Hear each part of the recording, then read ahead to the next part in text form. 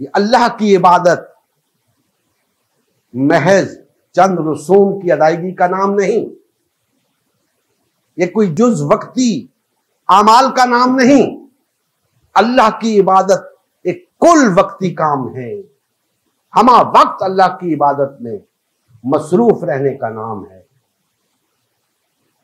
اور ہمہ وقت ہم تب ہی اللہ کی عبادت کر سکتے ہیں جب ہمارا ہر عمل اللہ کے احکامات کے مطابق ہو جائے، قرآن و سنت کے مطابق ہو جائے، اور پھر ہم سب مل کر قرآن و سنت پر عمل پیرا ہوں، اپنے اپنے راستے نہ نکالیں، ولا تفرقوا، اپنی اپنی جماعتیں نہ بنائیں، اپنے اپنے فرقے نہ بنائیں، ایک پلیٹ فارم پہ اکٹھے ہوں، متحد ہوں۔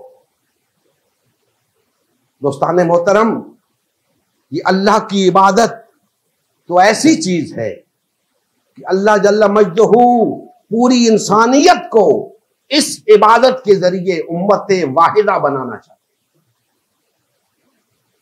اس دین کو بھیجے جانے کا مقصد کیا تھا؟ تمام انسانیت کو امت واحدہ بنانا۔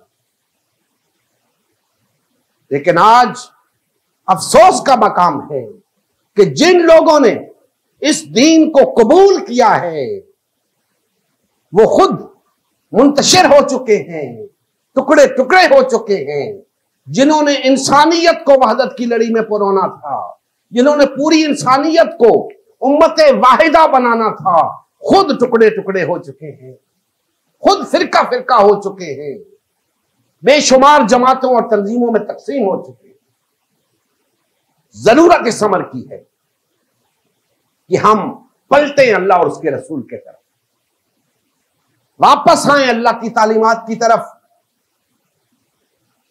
اللہ کا تقوی پیدا کریں اپنے اندر، جس طرح تقوی پیدا کرنے کا حق ہے۔ مسلمان بن کر جیئیں، مسلمان بن کر مریں، اور اس کا واحد طریقہ کہ سب مل کر اللہ کی رسی کو تھانا۔ یاد رکھیں دوستان محترم، ہم سب مل کر وہ کچھ کر سکتے ہیں کہ ہم ٹکڑے ٹکڑے ہو کر کچھ بھی نہیں کر سکتے، اس کا سوچ بھی نہیں سکتے۔ آج ہم بے شمار جماعتوں میں تقسیم، ہم کچھ نہیں کر پا رہے، باطل اور طاغوتی طاقتیں ہمیں کچل رہی ہیں، ہم کچھ نہیں کر پا رہے۔ لیکن اگر ہم متحد ہوتے، کسی کی کیا مجال تھی مسلمانوں کی طرف میلی آنکھ سے دیکھتا۔ لیکن آج جہاں دیکھو مسلمانوں کو بے دردی کے ساتھ مارا جا رہا ہے، کسی کو احساس نہیں ہوتا کہ ہمارے مسلم بھائی مر رہے ہیں۔ کیوں نہیں ہوتا؟